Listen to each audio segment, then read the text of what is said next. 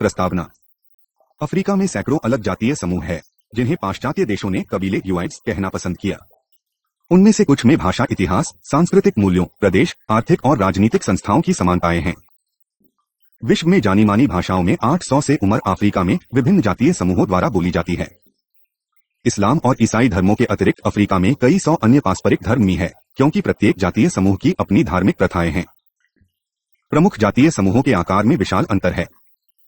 लाखों लोग हासा, हौसा, बगांडा, बगंदा तथा अशानी, अशांति जातियों से संबद्ध है। तुंजुमा, नामा जैसे कबीलों के सदस्यों की संख्या कुछ हजारों तक सीमित है।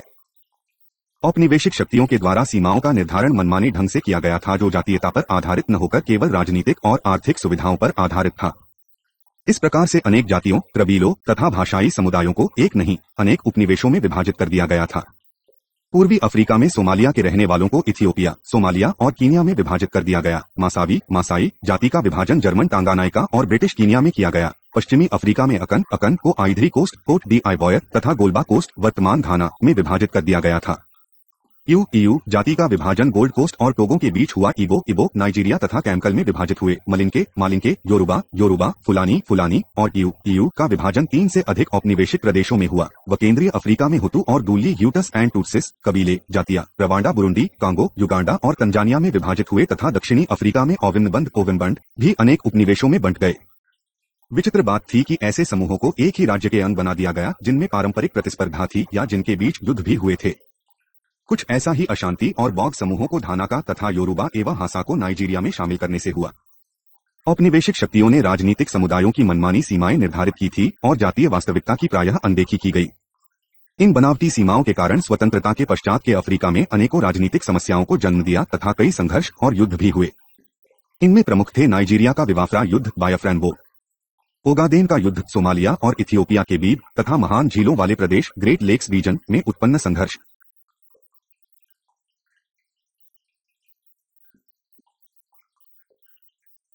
13.2 सामाजिक पहचान का वैचारिक आधार की अवधारणा व्यक्तिगत और सामाजिक, व्यक्ति एवं समूह, सांस्कृतिक और राजनीतिक तथा संबंध करने का एक प्रमुख माध्यम बन गया है।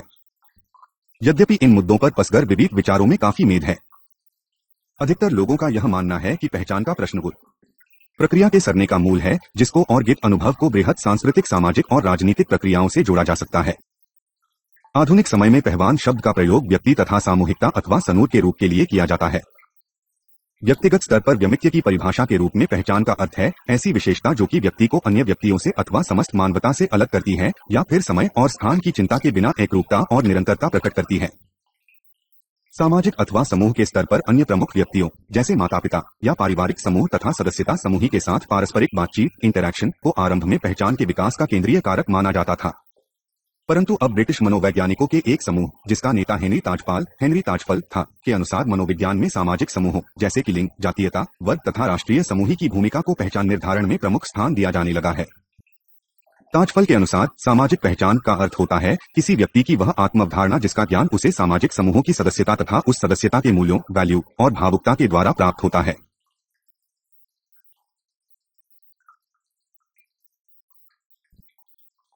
व्यक्ति व समूह की पहचान किसी व्यक्ति की स्वयं की परिभाषा या समूह की अपनी परिभाषा तक सीमित नहीं होती। इसमें अन्य के लिए स्व व समूह का अर्थ भी शामिल होता है। सामाजिक पहचान का एक अर्थ यह भी है कि दूसरे लोग किसी व्यक्ति या व्यक्ति समूह को किस प्रकार परिभाषित करते हैं और किस अर्थ में पहचान बनाते हैं।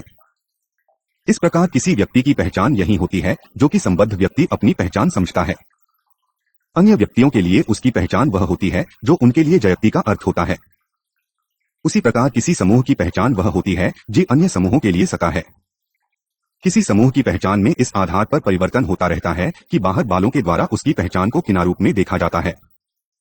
किसी समूह का आत्मबोध अलग अलग रूप से प्रभावित होता रहता है यदि उसे कलंकित किया जाता है या स्वीकृत, हाशियाकरण किया जाता है, अदृश्य कर दिया जाता है, भेदभाव किया जाता है या उसके साथ समानता के आधार पर व्यवहार किया जाता है। उसको वर्चस्वशील मुख्यधारा सम्मान देती है या फिर उसको अपमानित किया जाता है।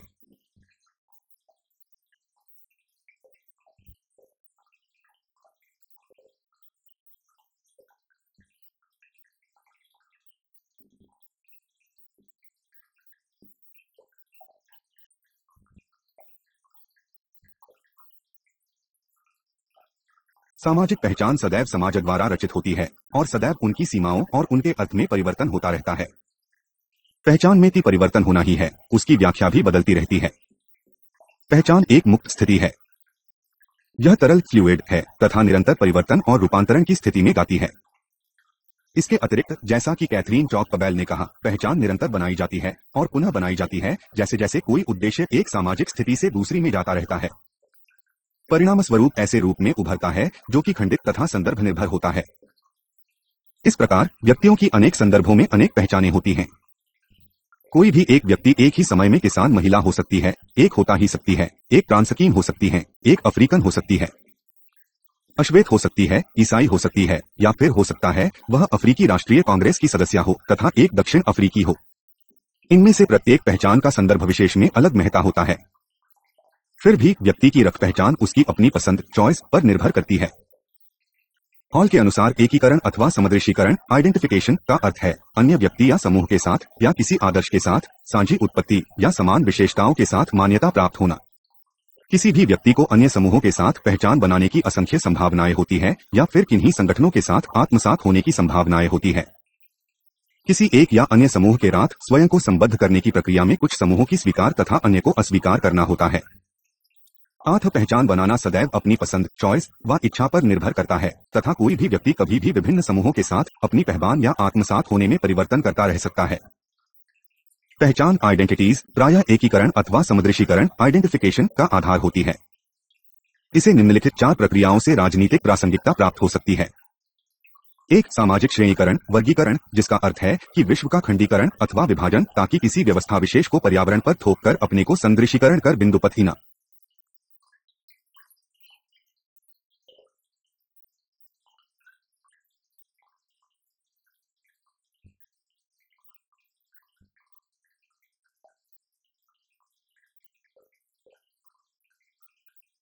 2. सामाजिक पहचान जो कि आत्म अवधारणा है तथा जिसका विकास किसी व्यक्ति की विंसी सामाजिक समूह की सदस्यता से होता है और उस सदस्यता के साथ कोई भावात्मक मूल्य जुड़ा होता है। 3. सामाजिक तुलना जो कि किसी समूह की आंतरिक विशेषताओं की तुलना उसकी बाहरी विशेषताओं से की जाने की स्थिति है तथा 4. मनोवैज्ञानिक विशिष्टता जो कि अन्य प्रासंगिक समूहों की तुलना में समूह के सदस्यों का विशिष्ट और सकारात्मक अनुभव है।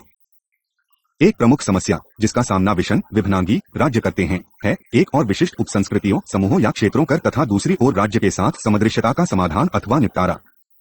8. विविधता वाले समाजों की अनेक सरकारें राष्ट्र निर्माण को एक आवश्यक रणनीति मानती हैं जिसके द्वारा एक समान संस्कृति और देशभक्ति का विकास किया जा सके, परंतु राष्ट्र निर्माण की रणनीतियों इस आधार पर अलग अलग होती हैं कि किस हद तक उपसंस्कृतियों की वर्तमान स्थिति को मान्यता दी जाए तथा उसके लिए क्या प्रावधान किया जाए।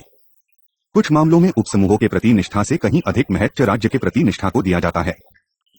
इसके विपरीत कुछ लोग जातीय तथा अन्य समूहों को राष्ट्र राज्य से भी अधिक सक्षम राष्ट्र निर्माण के साधन मानते। 13.3 राष्ट्रवाद और राष्ट्र की अवधारणा। राष्ट्रवाद की परिभाषा करना सरल कार्य नहीं है। राष्ट्रवाद की विविधता को ध्यान में रखते हुए केनेथ मिनोग ने कहा था, राष्ट्रवाद विचारों का एक समूह है, परंतु जब वे एक महाद्वीप से दूसरे की यात्रा करते हैं तब यह विचार मिलकर एक सिद्धांत निर्मित न होकर एक आलंकारिक वक्तव्यथा बन जाता है, एक प्रकार की आरंभ अभिव्यक्ति जिसके द्वारा राजनीतिक उत्तेजना को किसी अभिजन वर्ग से जनसाधारण तक पहुंचा दिया जाता है। यह विचार एक गिरगिट की तरह है जो अपने क्षेत्र विशेष का रंग स्वीकार कर लेता है। हमने देखा कि हो सकता है कि जर्मन और भारतीय राष्ट्रवादी एक ही जैसे शब्दों भाषा का प्रयोग करें, परंतु उनके आशय अलग अलग हो सकते हैं, और अफ्रीका में समाजवादी विचारों के साथ मिलकर राष्ट्रवाद उस प्रकार के राष्ट्रवाद से पूरी तरह भिन्न है जो कि आधुनिक यूरोप में धर्म व राज्य पूजन के साथ मिलकर बना राष्ट्रवाद है।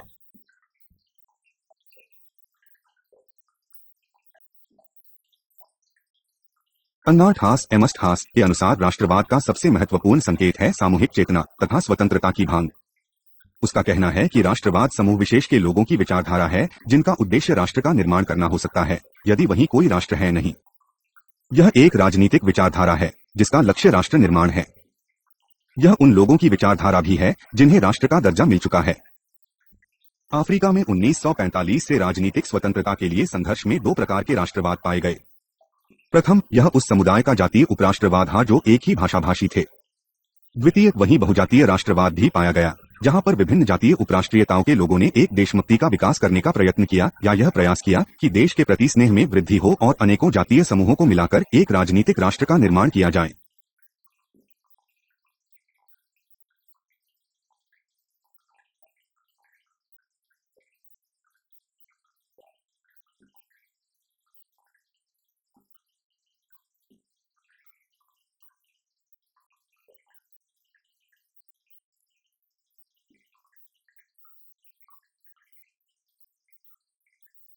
यहाँ पर यह बताना संगत होगा कि उपनिवेशवाद पूर्व के समय में राष्ट्रवाद अफ्रीकी सभ्यता की एक शक्तिशाली विशेषता थी। औपनिवेशिक शासन ने सामान्य रूप से दो प्रभाव डाले, राष्ट्रवाद को कमजोर करना तथा जातीय उपराष्ट्रवाद को बढ़ावा देना। यह बात अजीब लगती है क्योंकि आधुनिक अफ्रीका के अधिकांश राष्ट्रों का उदय तो औपनिवेशिक युग में ही हुआ। ऐसा इसलिए क्योंकि यूरोपीय शासकों ने अफ्रीका की लूट के समय जो औपनिवेशिक सीमाएं निर्धारित कर दी थीं, वे 20वीं शताब्दी के अंत तक लगभग वैसी ही रहीं। परंतु इसका यह अर्थ बिल्कुल नहीं है कि अफ्रीका में राष्ट्रों की स्थापना का श्रेय उपनिवेशवादियों को दिया जाए। वास्तव में औपनिवेशिक शासकों ने तो अफ्रीका में अपनी राजनीतिक व्यवस्था स्थापित करने की प्रक्रिया में अनेक अफ्रीकी राष्ट्रों को नष्ट कर दिया। टिकोलॉट, टोकोलर, मंदिका, मंदिंका और फुलानी जैसे बड़े साम्राज्यों का विघटन करने उन्हें अनेक औपनिवेशिका प्रदेशों में विभाजित कर दिया। जुलू जैसे छोटे राष्ट्रों की स्वतंत्रता को एक बड़े उपनिवेश में मिला दिया गया। उपनिवेशवाद का शिकार अनेक अफ्रीकी देश उपनिवेशवाद उन्मूलन के बाद पुनः अपनी उपनिवेश पूर्व की सीमाओं को स्थापित करने में सफल हुए। यूरोपीय शासकों द्वारा अफ्रीका के राजनीतिक मानचित्र को अपनी इच्छा से बनाने का उन पर अधिक प्रभाव नहीं पड़ा। वे राज्य जिनकी सीमाएं लगभग वैसी ही रहीं जैसी पहले थी थे ट्यूनीसिया, मिल, सुडान, दहोमे, मेडागास्कर, खाजीलैंड तथा लेओ थी। दो राज्य इथियोपिया और लाइबेरिया उपनिवेशवाद का शिकार होने से बच गए थे।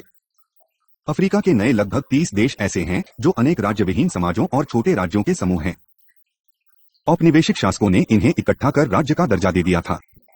उदाहरण के लिए युगांडा को एक उपनिवेश के रूप में संगठित करते समय इनमें धार बाटू राज्यों, बाटू किंगडम्स, एक दर्जन छोटे छोटे बांटू और निलोटिक, नाइलोटिक, राजाविहीन समाजों को मिलाया गया था। अब यहाँ एक स्वाभाविक प्रश्न यह है कि राष्ट्र से क्या तात्पर्य है? क्या राष्ट्र और राज्य पर्यायवाची है? क्या नाइजीरिया में यस्यास एवं बोनस में बमीलेक, फोलने, सिरदी और बमौन तथा इंग्लैंड में अंग्रेज और स्कॉट्स पृथक राष्ट्र है, अध्या पृथक जातीय समूह?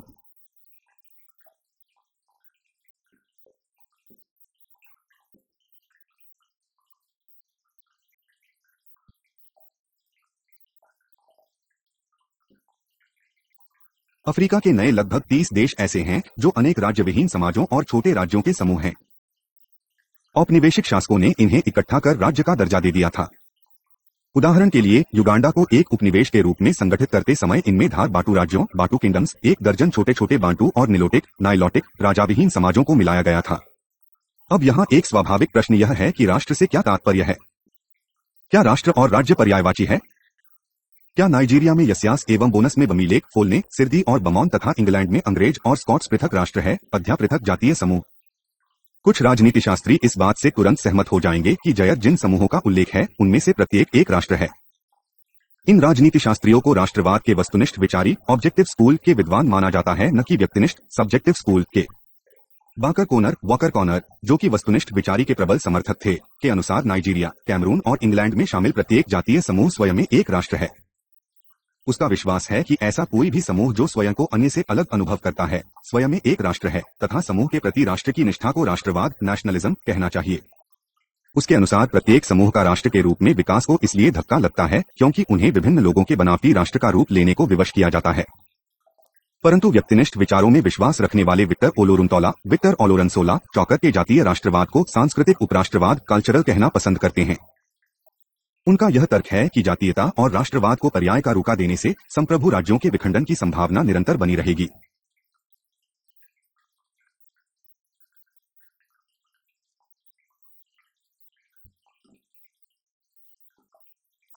वस्तुनिष्ठ विद्वानों का मत है कि राष्ट्र शब्द उन लोगों के लिए प्रयोग होना चाहिए जिनका साझा इतिहास है और जिनका पारिवारिक उद्गम एक ही है। उनका यह भी मानना है कि वे समूह के मूल्यों में विश्वास रखते ही, या जैसा कि पी मिल ने कहा था, जिनकी साझा सहानुभूति हो। परंतु व्यक्तिनिष्ठ विद्वानों के अनुसार एक राष्ट्र के सदस्यों की राष्ट्रीयता भी एक ही होनी चाहिए। वे किसी राष्ट्र राज्य के अंग हो सकते हैं, जैसे कि कोट लोग इंग्लैंड में या नाइजीरियाई राज्य में इको एलबीओ राष्ट्र। एक ही राष्ट्र के लोग अनेक राज्यों के निवासी हो सकते हैं। उदाहरण के लिए योरूबा समूहों के लोग नाइजीरिया और दहोगी दोनों देशों में पाए जाते हैं। कीरा जाति वाले पश्चिम अफ्रीका के विभिन्न राज्यों में पाए जाते हैं। वस्तुनिष्ठ विद्वानों का विश्वास है कि प्रत्येक राष्ट्र का अपना व्यक्तित्व अनेक अनुभाविक संकेतों से अना से अलग दिखाई देता है। इनमें शामिल हैं सामाजिक एकीकरण का उच्च स्तर, राष्ट्रीय चरित्र और इतिहास, भाषा, रीति रिवाज, स्वभाव, प्रदेश, आर्थिक और राजनीतिक संस्थाएं। जहां वस्तुनिष्ठ विद्वान राष्ट्र के निर्धारण के अनेक लक्षण बताते हैं, वहीं व्यक्तिनिष्ठ विद्वान केवल एक या दो लक्षणों की बात करते हैं। उनकी स्थिति का स्पष्टीकरण अनहास की राष्ट्र की परिभाषा में मिलता है। उसके अनुसार राष्ट्र एक सामाजिक रूप से राचल सोशली मोबिलाइज्ड व्यक्ति समूह है जिनका विश्वास है कि उनमें कुछ विशेषताओं के आधार पर एकता है जो उन्हें अन्य समूहों से पृथक कराती है तथा वे अपने राज्य की स्थापना करना और उसे स्थिर बनाना चाहते हैं। राष्ट्र निर्माण के लिए आवश्यक तथ्य है सामूहिक जाति तथा स्वतंत्रता की इच्छा। हॉस की राष्ट्र की अवधारणा में विविध जातीय समूहों की सचलता मोबिलिटी पर बल दिया जाता है। यह विचार कार्ल सधूज के विचारी से मिलता जुलता है। दूस का कहना है कि सामाजिक सचलता की प्रक्रिया में अनेक जातीय सत्यों के द्वारा लोगों के रूपांतरण के परिणामस्वरूप राष्ट्र का सदा होता है। आगे वधूच सामाजिक सचलता की परिभाषा करते हुए इनसे ऐसी प्रक्रिया बताता है जिसके द्वारा पुराने मनोवैज्ञानिक और आर्थिक बंधनों को तोड़कर लोगों को नई धारा में शामिल किया जाता है। व्यक्तिनिष्ठ विद्वानों का मानना है कि यदि किसी एक राज्य में राष्ट्र निर्माण का एक लक्षण प्रमुख होता है तो अन्य राज्य में कोई दूसरा लक्षण उपलब्ध हो सकता है। उदाहरण के लिए समान उत्पत्ति और इतिहास पर आधारित सोमालियत सोमालिनेस की अवधारणा सोमाली राष्ट्र के निर्माण में प्रमुख रूप से सहायक होती है। यहूदी राष्ट्र के लिए जाति और सदियों तक वंचित रहने डेप्रिवेशन ने राष्ट्र निर्माण में प्रमुख भूमिका निभाई। उधर धर्म और भाषा आयरिश राष्ट्रवाद की कामना के प्रमुख हत्या लक्षण है। दूसरी ओर नाइजीरिया तथा कैमरून में जैसे विषम विभिन्नांगी समाजों में राष्ट्र निर्माण में सबसे अधिक योगदान उनकी समान औपनिवेशिक पृष्ठभूमि का है। वस्तु हमें इन दोनों के अंतर की गहराई में जाने की आवश्यकता नहीं है। जहां व्यक्तिनिष्ठ समूह के सामूहिक चेतना और स्वतंत्रता की इच्छा के लक्षण नए राष्ट्र के उदय के लिए महत्वपूर्ण हैं, वहीं अंतः राष्ट्र की स्थिरता की आवश्यकताएं हैं समूह के साझे मूल्य वैल्यूज राष्ट्रीय चरित्र तथा कुछ राजनीतिक और आर्थिक संस्थाएं। यही परिवर्तनीय तत्व एक राष्ट्र और दूसरे के बीच अंतर का कारण हो सकते हैं तथा इन्हीं पर नए राष्ट्र और पुराने राष्ट्र का अंतर भी आधारित है।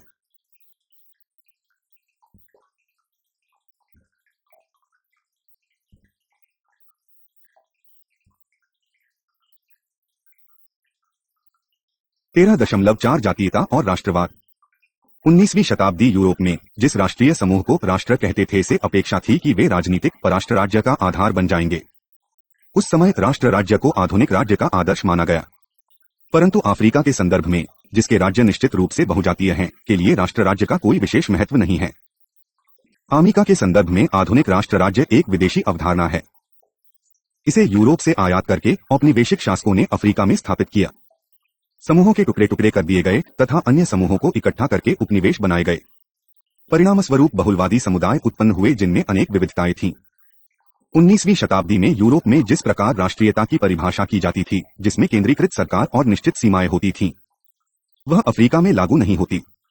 राजनीतिक रूप से विकेंद्रित राष्ट्रों जिनमें अनेक राजनीतिक समूह थे, परंतु न तो राजनीतिक एकता भी और न ही केंद्रित राजनीतिक संस्थाएं में एकता का आधार प्रायः सामान्य भाषा तथा संस्कृति होता था। उदाहरण के लिए उपनिवेश पूर्व का किकुयू नंदी और लुओ समाज जो कीनिया में थे।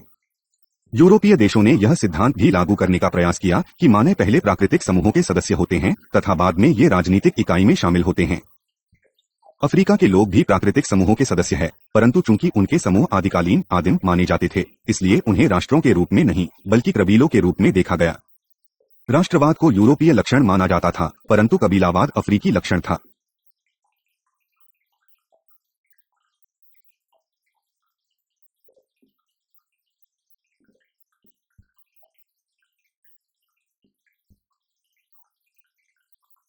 वास्तव में न तो यूरोपीय राष्ट्र और न ही अफ्रीकी कबीले प्राकृतिक उत्पत्ति माने जा सकते थे। उद्योग पूर्व के समाजों में व्यक्ति न तो बड़े राष्ट्रों से संबद्ध होते थे और न कबीलों से, परंतु वे बहुत छोटे स्थानीय समूहों के सदस्य हुआ करते थे। उनका संबंध ग्रामों कुल या गोत्र लैंड से या फिर बहुत ही छोटे क्षेत्रों से होता था। संयुक्त राज्य अमेरिका में आने वाले आप्रवासी जी शताब्दी के अंत में आए ने स्वयं को किसी देश विशेष से अपनी पहचान नहीं बताई। अमेरिकी अधिकारियों द्वारा आप्रवासियों पर थोपा गया नौकरशाही वर्गीकरण था। बृहत राष्ट्रीय अथवा कबीलाई पहचान प्रायः जानबूझकर किसी विशेष राजनीतिक परियोजना की सहायता के लिए बनाई जाती थी। उदाहरण के लिए 19वीं शताब्दी में फ्रांसीसी राज्य ने सार्वजनिक रूप से उपलब्ध प्राथमिक शिक्षा तथा सैनिक सामर्थ्य पर भरोसा किया ताकि कृषकों के मध्य फ्रांसीसी पहचान स्थापित हो सके। इन कृषकों की संबद्धता की भावना पहले केवल एक गांव या छोटे क्षेत्र तक सीमित हुआ करती थी। वास्तव में राष्ट्रवाद के युग में सभी यूरोपीय देशों ने कुछ पौराणिक विश्वास मिथ तलाश किए तथा इतिहास की नए रूप में रचना की ताकि वे अपने राष्ट्रों की प्राचीन जड़ों का वर्णन कर सकें, चाहे राष्ट्र की अवधारणा नई अवधारणा थी। अफ्रीका में सामाजिक आर्थिक परिवर्तन, मिशनरी भाषा नीति, प्राणी विज्ञान के आयन तथा औपनिवेशिक अधिकारियों द्वारा प्रशासकीय व्यवस्था स्थापित करने के लिए किए गए प्रयासों के संयोजन ने आहिकी लोगों को विवश किया कि वे अपने परिवार या गोत्र के संकीर्ण दायरे से बाहर निकलकर स्वयं को कबीलों के सदस्यों के रूप में देखें। परंतु अपने नागरिकों के मध्य राष्ट्रीय स्तर की पहचान स्थापित करने के प्रयास करते समय यूरोपीय देशों ने प्रायः अफ्रीकियों को विभिन्न कबीलों में विभाजित करके इसका दक्षिण अफ्रीका की हवेत सरकार ने अपनी रंगभेद की नीति के द्वारा कबीलों के रूप में पृथक पहचान पर बल दिया, परंतु यह कार्य उसने चली आ रही औपनिवेशिक परंपरा के अनुसार ही किया।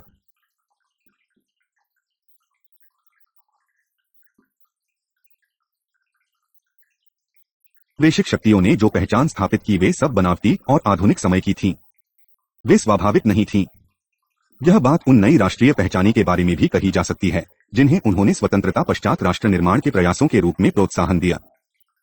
जाम्बिया का राज्य उतना ही बनावटी था जितना कि जुलू कबीला। इस बनावटी राष्ट्र निर्माण के पीछे नई दक्षिण अफ्रीकी सरकार की वर्षा ऋतु के बहुरंगी राष्ट्र रेनबो नेशन की अवधारणा को प्रोत्साहन देना था। स्पष्ट है कि इंद्रधनुष राष्ट्र कोई स्वाभाविक या अतिप्राचीन इकाई नहीं है। किसी ने ऐसा कोई तर्क प्रस्तुत भी नहीं किया है।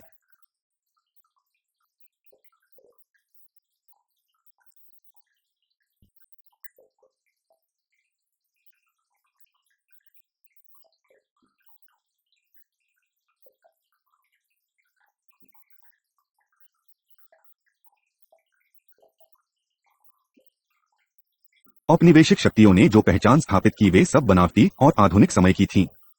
वे स्वाभाविक नहीं थीं। यह बात उन नई राष्ट्रीय पहचानी के बारे में भी कही जा सकती है जिन्हें उन्होंने स्वतंत्रता पश्चात राष्ट्र निर्माण के प्रयासों के रूप में प्रोत्साहन दिया।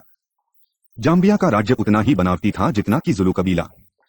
इस बनावटी राष्ट्र निर्माण के पीछे नई दक्षिण अफ्रीकी सरकार की वर्षा ऋतु के बहुरंगी राष्ट्र, चूंकि यह अतिप्राचीन प्रिमोर्डियल नहीं है, इसलिए उनकी जातीय और राष्ट्रीय पहचान भी निश्चित नहीं है।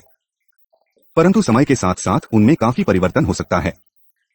चाहे यह आकस्मिक घटना हो या जानबूझकर किया गया निर्णय राजनीतिक अधिकारियों के दावपैच के द्वारा या केवल सामाजिक और आर्थिक रूपांतरण की धीमी प्रक्रिया के द्वारा, व्यक्तियों ने स्वयं को अब किसी विशेष जाति समूह या राष्ट्र के सदस्य के रूप में देखना आरंभ कर दिया जो कि पहले उनकी या अन्य किसी की चेतना का भाग था ही नहीं। 19वीं शताब्दी के आरंभ में दक्षिण अफ्रीका में केवल कुछ 100 जुलू रहते थे। वे एक छोटे से अदृश्य गोत्र के सदस्य थे। जब 1879 में अंग्रेजों ने जुलू साम्राज्य का विखंडन किया, तब अधिकांश अफ्रीकी लोग जो कि तुगेला नदी के उत्तर में क्या जुलू नेटाल व जुलू नेटल को एक मार्ग के निवासी थे, स्वयं को जुलू मानते थे तथा उस क्षेत्र के युकों ने जुलू साम्राज्य की रक्षा के लिए औपनिवेशिक आक्रमणकारियों से युद्ध भी किया। रंगभेद वाली सरकार ने नेहाल नेटल में जन्मे लगभग सभी व्यक्तियों को जुलू कबीला घोषित कर दिया। जुलू कबीले के लोगों की संख्या 2 शताब्दियों से कम के समय में कुछ सैकड़ों से बढ़कर लगभग 70 लाख हो गई। यह किसी जन्माधारित प्रक्रिया का परिणाम नहीं था। यह तो प्रक्रिया पुनर्वर्गीकरण तथा पहचान निर्माण की राजनीतिक प्रक्रिया का परिणाम था। अनेक जुलू नागरिकों के लिए यह जारीय पहचान महत्वपूर्ण हो गई है। ऐसा विशेषकर अप्रैल 1994 के चुनावों के समय हुआ जिन्होंने औपनिवेशिक रूप से रंगभेद पर आधारित शासन का अंत कर दिया। 20 लाख से अधिक वयस्क दक्षिण अफ्रीकियों ने अपनी पहचान जुलू बताई। ऐसा उन्होंने इनका था फ्रीडम पार्टी तथा उसके जुलू राष्ट्रवादी कार्यक्रम के पक्ष में मतदान करके किया। 13.5 अफ्रीका के स्वतंत्र राज्य कबीलावाद से राष्ट्र निर्माण। अफ्रीका के नवोदित देश निश्चित रूप से उस समय को विधारों से प्रभावित हुए थे। उन्होंने जातीय राष्ट्रवाद का इस आधार पर खंडन किया कि यह राज्य तथा अफ्रीका के आधुनिकीकरण के लिए खतरा सिद्ध हो सकता था। उसके स्थान पर उन्होंने नागरिक सिविक राष्ट्रवाद का प्रचार किया। वह आरंभ में उदार दूरगामी तथा अब यह कहा जा सकता है कि वह अत्यधिक आशावादी था। वास्तव में अफ्रीकी देशों की विशेष परिस्थितियों ने जातीय राष्ट्रवाद एथनिक नेशनलिज्म को रह करने का समर्थन किया। नवोदित राज्य कमजोर थे। रॉबर्ट जैक्सन के शब्दों में वे तो मात्र अर्धराज्य क्वासी स्टेट्स थे जिनके पास अंतर्राष्ट्रीय मान्यता द्वारा प्राप्त नकारात्मक संप्रभुता थी, न कि सकारात्मक संप्रभुता जो कि किसी प्रदेश पर प्रभावी नियंत्रण के द्वारा प्राप्त होती है। नगरी से बाहर अधिकांश जनता ने स्वयं की स्थानीय क्षेत्रों या रागों के साथ अपना एकीकरण आइडेंटिफिकेशन किया था, न कि पूरे देश के साथ। अफ्रीकी नेताओं द्वारा जातीय पहचान की वैधता की इस कारण भी अस्वीकार किया गया था क्योंकि शेष संसार अफ्रीका के जातीय बंधन को प्रायः आदिकालीन कबीलावाद मानता था। अन्य देश अफ्रीकी राष्ट्रवाद को शेष विश्व के राष्ट्रवाद का अंग नहीं मानते थे। अनेक शिक्षित अफ्रीकावासी इस विचार से सहमत प्रतीक होते थे और स्वयं को कबीलेतर मानते थे, अर्थात आधुनिक लोग जो कि सार्वभौमिक सांस्कृतिक मूल्यों में विश्वास करने वाले थे और जिनकी राजनीतिक निष्ठा नवोदित अफ्रीकी राज्य के प्रति थी जिसके वे नागरिक थे। अब उनकी निष्ठा अपने गोत्र या कबीले के प्रति नहीं रह गई थी।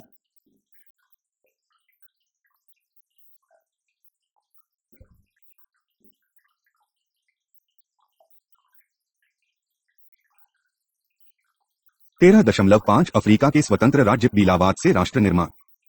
अफ्रीका के नवोदित देश निश्चित रूप से उस समय को विधारों से प्रभावित हुए थे। उन्होंने जातीय राष्ट्रवाद का अंतिम यह कि सीमाओं के दोनों ओर अनेक जातीय समूह फैले हुए थे। इसलिए उपराष्ट्रीय जातीय पहचान को भी एक उलझाने वाला तत्व माना जाता था जो नवोदित राज्यों के संबंधों को प्रभावित कर सकता था। यद्यपि यह विश्वव्यापी परंपरा है कि जनसंख्या समूह अंतर्राष्ट्रीय सीमाज द्वारा विभाजित हो जाते हैं, फिर भी अफ्रीका में यह कुछ अधिक ही गंभीर थी। इसके कारण थे कि एक तो अधिकांश सीमा निर्धारण औपनिवेशिक शासकी ने किए थे, जिन्हें वास्तविकता का ज्ञान बहुत कम था, और दूसरे यह कि यह कार्य इतना हाल में हुआ था कि समांगीकरण संभव नहीं हो पाया। अफ्रीकी एकता संगठन OAU ने 1964 में औपनिवेशिक सीमाओं को स्वीकार कर लिया था, जो इसका प्रतीक था कि समस्त महाद्वीप संवेदनशील स्थिति में था। अफ्रीकी नेताओं द्वारा अफ्रीकी एकता संगठन के इस सिद्धांत को मान्यता देना परिपक्वता का संकेत था कि औपनिवेशिक सीमाओं को जिकार किया जाए। प्रादेशिक दावों को त्याग कर अफ्रीकी नेताओं ने अपने देशों को संघर्ष की स्थिति वा लिया। इस प्रकार उन्होंने अफ्रीकी राज्य व्यवस्था को बनाए रखने में सहायता दी, जो 1930 के दशक तक स्थायी बनी रही। प्रादेशिक स्थिति को प्रमुख चुनौतियां अवश्य मिली। ये थे कटंगा और बियाफ्रा के पृथकतावादी प्रयास, इरिट्रिया का राष्ट्रवाद, सोमाली विकासवाद था, पश्चिमी सहारा के प्रश्न का अधर में लटके रहना। परंतु औपनिवेशिक सीमाओं की स्वीकृति का एक घरेलू पक्ष भी था, जिसका अधिनायकवादी आशय भी हो सकता था। अफ्रीकी राज्य अपनी जनता को यह समझा रहे थे कि उन्हें आत्मनिर्णय की मांग करने का अधिकार था ही नहीं। नाइजीरिया में इग्बोस लोगों न केवल नाइजीरिया की सरकार बल्कि अधिकांश अफ्रीकी देशों को भी यह समझा रहे थे कि चाहे नाइजीरिया में स्थिति कितनी भी खराब क्यों न सही, उनके पास देश में बने रहने के अतिरिक्त और कोई विकल्प था ही नहीं। अतः औपनिवेशिक सीमाओं को स्वीकार करते रहना या तो परिपक्वता थी या फिर दमन का संकेत।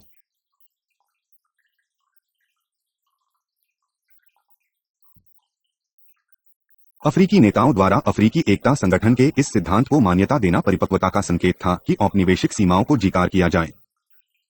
प्रादेशिक दावों को त्याग कर अफ्रीकी नेताओं ने अपने देशों को संघर्ष की स्थिति वा लिया। इस प्रकार उन्होंने अफ्रीकी राज्य व्यवस्था को बनाए रखने में सहायता दी, जो 1930 के दशक तक स्थायी बनी रही। प्रादेशिक स्थिति को प्रमुख चुनौतियां अवश्य मिली। ये थे कटंगा और बियाफ्रा के पृथकतावादी प्रयास, इरिट्रिया का राष्ट्रवाद, सोमाली विकासवाद था, पश्चिमी सहारा के प्रश्न का अधर में लटके रहना। परंतु औपनिवेशिक सीमाओं की स्वीकृति का एक घरेलू पक्ष भी था, जिसका अधिनायकवादी आशय भी हो सकता था। अफ्रीकी राज्य अपनी जनता को यह समझा रहे थे कि उन्हें आत्मनिर्णय की मांग करने का अधिकार था ही नहीं। नाइजीरिया में इग्बोस लोगों न केवल नाइजीरिया की सरकार बल्कि अधिकांश अफ्रीकी देशों को भी यह समझा रहे थे कि चाहे नाइजीरिया में स्थिति कितनी भी खराब क्यों न सही, उनके पास देश में बने रहने के अतिरिक्त और कोई विकल्प था ही नहीं। अतः औपनिवेशिक सीमाओं को स्वीकार करते रहना या तो परिपक्वता थी या फिर दमन का संकेत। परंतु अफ्रीका में जातीय पहचान, एथनिक आइडेंटिटीज और उनके दावे केवल इसलिए समाप्त नहीं हो गए कि उन्हें वैधता प्राप्त नहीं हुई थी। वास्तव में, जैसा कि जस क्षेत्र के सभी अध्ययनकर्ताओं को ज्ञात होगा, जातीयता का अफ्रीकी राजनीति पर व्यापक प्रभाव पड़ा। वे विद्वान जो यह मानते हैं कि राजनीति के वर्ग संबंधों पर आधारित अध्ययन होना चाहिए, भी इस तथ्य को स्वीकार करने के लिए तैयार हुए कि जातीयता के प्रमाण की न तो अनदेखी की जा सकती है और न उसे मिथ्या विचार कहकर रद्द किया जा सकता है। उसी प्रकार वही अफ्रीकी जो पहले इस पाश्चात्य विचार की निंदा किया करते थे कि अफ्रीका कबीलों का देश है, उन्हें भी अपने देशों की राजनीति को जातीय परिवेश में देखना पड़ा। औपचारिक रूप से अफ्रीकी राजनेता कबीलावाद से उभरने के लिए वचनबद्ध थे, फिर भी उन्हें सत्ता में बने रहने के लिए जातीयता का सहारा लेना पक्ष। कुछ ने तो यह कार्य शांत भाव से किया और इसके लिए उन्होंने अनेक जातीय समूहों के साथ समझौते किए या फिर अपने जातीय प्रतिपक्षियों को अपनी सरकारों में शामिल कर लिया। इससे लोकतंत्र तो सशक्त नहीं हुआ, परंतु इस प्रक्रिया से प्रायः शांति एवं स्थायित्व को बल मिला, देश की एकता बनाए रखी गई तथा खुले संघर्ष को उभरने से रोक दिया गया। दूसरा उपाय कहीं अधिक विनाशकारी सिद्ध हुआ। नेताओं ने अपने जातीय समूहों पर निर्भरता के द्वारा अपनी स्थिति को या अपने गोत्रों क्लैंस को तो सुरक्षित रखा, परंतु अन्य समूहों को पूरी तरह अलग थलग कर दिया। परिणामस्वरूप विभाजन और अधिक गहरे हुए तथा उनमें शत्रुता बढ़ी। ऐसा विशेषकर तब हुआ जबकि अलोकप्रिय नेताओं ने देश को नियंत्रण में रखने के लिए बल प्रयोग किया तथा अपने जातीय समूहों के सदस्यों को प्रोत्साहित किया कि वे अन्य समूहों विरोधियों का दमन करें। राष्ट्रपति जोगी कीनियाटा जोमो केन्यात्ता के नेतृत्व में कीनिया ने जातीय राजनीति में शांति एवं सौहार्द का अनुभव किया, जबकि सोमालिया में राष्ट्रपति मोहम्मद सैद बारे के नेतृत्व में गंभीर हिंसात्मक और विनाशकारी उपाय अपनाए।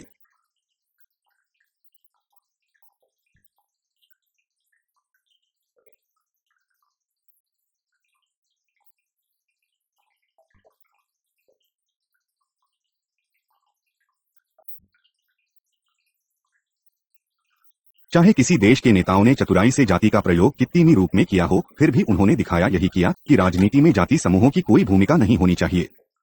यह स्पष्ट नहीं है और शायद इसका निर्धारण कर पाना असंभव हो कि जातिवाद की अनदेखी ने जातीय तनाव में कमी की या उसमें वृद्धि की। विभिन्न उदाहरणों से विभिन्न निष्कर्ष निकाले जा सकते हैं कि तंजानिया जैसे कुछ एक देशों में जाति आधारित तनाव बहुत ही कम देखा गया, क्योंकि यहीं कोई समूह आर्थिक रूप से या संख्या की दृष्टि से वर्चस्वशील नहीं था। ऐसे देशों में जहां सरकारी नीति जातीय पहचान को मान्यता देने की थी और जहां जातीय दादों को प्रोत्साहन दिया गया, वहां अधिक गंभीर समस्या उत्पन्न हुई। दूसरी ओर नाइजीरिया में, जहां शुरू से ही तनाव काफी था, को राजनीति पर जाति के प्रभाव को न्यूनतम करने में सफलता मिली। राज्यों की संख्या में निरंतर होती वृद्धि ने विस्फोटक परिस्थितियों उत्पन्न होने से रोक दिया। यदि तेल से होने वाली आय को केंद्र ने अपने हाथों में केंद्रित न कर लिया होता तो उनके प्रयास और अधिक सफल हो सकते थे। फिर भी नाइजीरिया में भले ही जाति आधारित दलों की स्थापना पर प्रतिबंध था, फिर भी यहीं की राजनीति में जातीय तत्ला केंद्रीय मुद्दा बना रहा। यह संभव है कि जिन देशों में विभाजन और प्रतिस्पर्धा की स्वीकार किया गया राथा सौदेबाजी के द्वारा सत्ता में विभिन्न समूहों ने भागीदारी प्राप्त की, जहां चतुराई का प्रयोग नहीं किया गया, वहां प्रभावी एवं स्वीकार्य सरकारें स्थापित की जा सकी। यह बात आधिकारिक रूप से जातीयता की अवैधता की नीति की सफलता की प्रतीक है कि अधिकतर अफ्रीकी देशों ने विपरीत परिस्थितियों में भी एक ओर जातीय विविधता तथा दूसरी ओर राज्य की कमजोरी जातीय हिंसात्मक संघर्ष को टाला। अनौपचारिक रूप से जातीय प्रतिनिधित्व को संतुलित करने का प्रयास करते हुए यह नीति आमतौर पर सफल रही। फिर जिन देशों में संघर्ष उत्पन्न हुए, इस नीति ने सरकारों को असहाय स्थिति में छोड़ दिया, क्योंकि समाधान तलाश करने में असफल रही।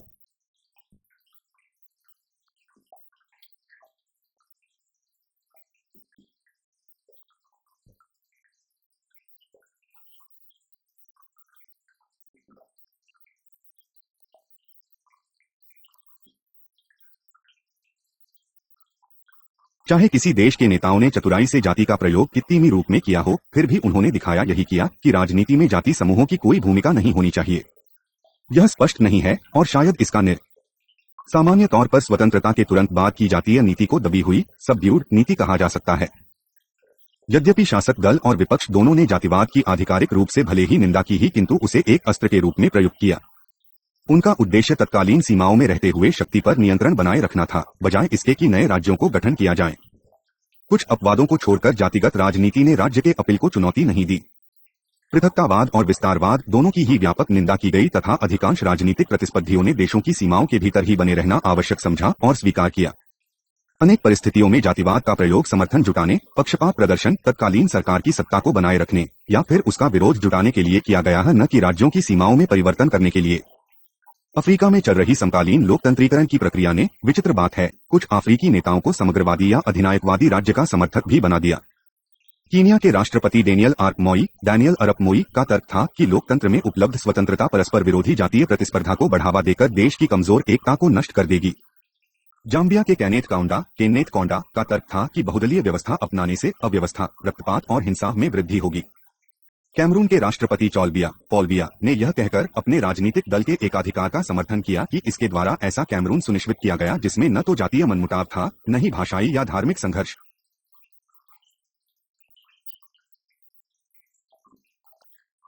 उपनिवेशवाद से उभरे अनेक समाजों ने विविधता की समस्या की राष्ट्र निर्माण के आवश्यक कार्य के अधीन कर दिया।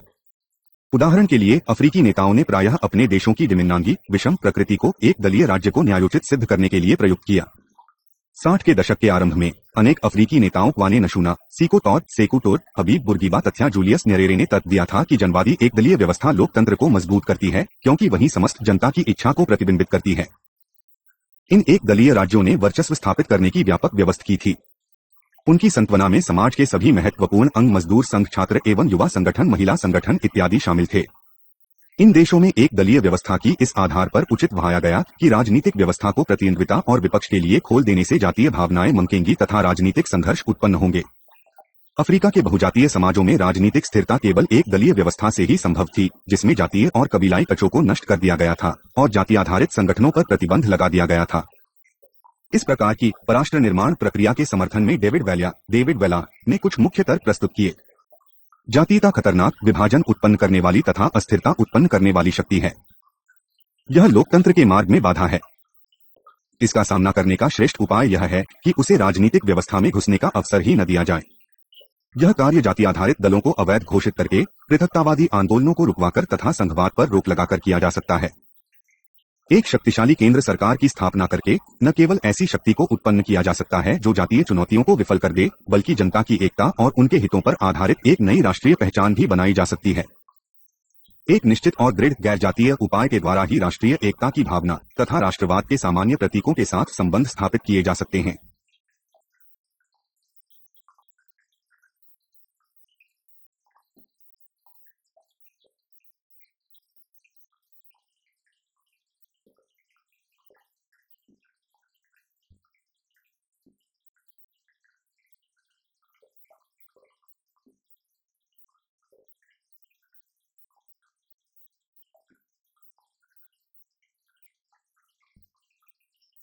इस प्रकार की पराष्ट्र निर्माण प्रक्रिया के समर्थन में डेविड वेला ने कुछ मुख्य तर्क प्रस्तुत किए।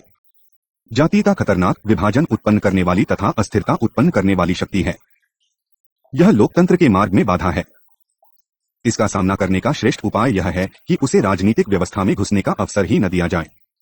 यह कार्य जाति आधारित दलों को अवैध घोषित करके पृथकतावादी आंदोलनों को रुकवाकर तथा संघवाद पर रोक लगाकर किया जा सकता है। एक शक्तिशाली केंद्र सरकार की स्थापना करके न केवल ऐसी शक्ति को उत्पन्न किया जा सकता है जो जातीय चुनौतियों को विफल कर दे, बल्कि जनता की एकता और उनके हितों पर आधारित एक नई राष्ट्रीय पहचान भी बनाई जा सकती है। एक निश्चित और दृढ़ गैर जातीय उपाय के द्वारा ही राष्ट्रीय एकता की भावना तथा राष्ट्रवाद के सामान्य प्रतीकों के साथ संबंध स्थापित किए जा सकते हैं। परंतु वेत्या का यह कहना भी है कि यदि इस दृष्टिकोण की प्रतिबद्धता जातीयता को एक तत्व के रूप में समाप्त करने की है, तब इस बात की भी काफी संभावना है कि अलोकतांत्रिक और दमनकारी उपाय अपना लिए जाएं। अतः इस बात की काफी संभावना है कि यह दृष्टिकोण लोकतंत्र के स्थान पर अलोकतांत्रिक शासन का मार्ग प्रशस्त करेगा। विभिन्नांगता को संवैधानिक तथा अथवा संस्थागत रूप से व्यक्त करने के अनेक उपाय हैं। लोकतंत्र में विविधता का सम्मान करने के जो अनेकों उपाय सुझाए गए हैं, उनमें प्रमुख हैं सर्वसम्मत समझौतावाद कॉन्सोशिएशनलिज्म। बहुसंख्यकों के शासन के विपरीत सर्वसम्मत समझौतावाद का आधार है आम सहमति के आधार पर विभिन्न जातियों की शासन में भागीदारी। इसमें गंभीर रूप से विभाजित समूहों की स्वायत्तता को संस्थागत मान्यता प्रदान की जाती है।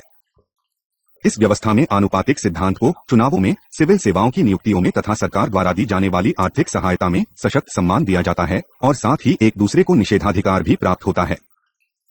समूहों का अपनी शिक्षा व्यवस्था पर स्वायत्त नियंत्रण प्राप्त होता है, उनके अपने सामुदायिक संगठन होते हैं तथा अपनी अलग पहचान होती है। परंतु फिर भी शेष समाज के साथ वे मूल्यों, संस्थाओं इत्यादि से पूर्ण भागीदार होते हैं। इस प्रकार गंभीर रूप से विषम विभाजित समाजों में लोकतंत्र और स्थायित्व लागू किया जा सकता है। ऐसा अभिजनवर्ग से सहयोग से आसानी से संभव हो सकता है। ऑस्ट्रिया, बेल्जियम, हॉलैंड, नीदरलैंड तथा स्विट्जरलैंड जैसे यूरोपीय देशी का उदाहरण देकर बताया जाता है कि किस प्रकार विभिन्नांगी समाजों में आम सहमति 1960 के दशक की अपेक्षा 1990 के दशक में जातीयता और जातीय राष्ट्रवाद के प्रति दृष्टिकोण में भारी परिवर्तन हुआ।